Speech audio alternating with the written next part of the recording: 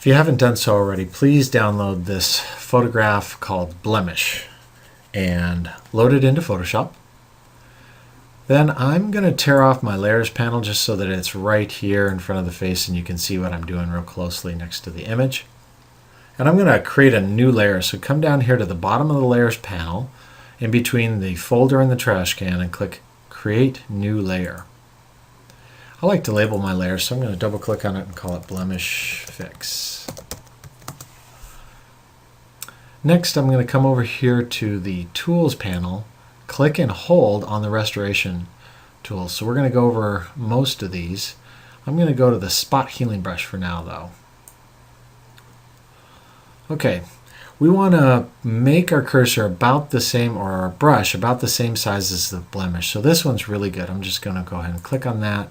And you can see it just disappears.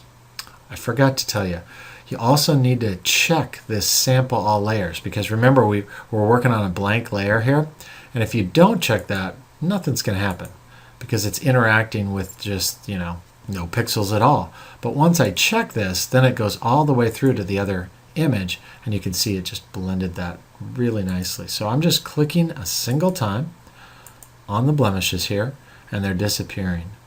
Now this one's a little bit bigger, so when you're doing this, you want to size your brush using those bracket keys to the same size as the blemish. So I'm going to click here, and we might get a little bit of this the eyebrow. And looks like it took me 2 or 3 clicks, but that kind of blended it in there nicely. So the spot healing brush is great for specks of dust or lint on an image, or blemishes on a face.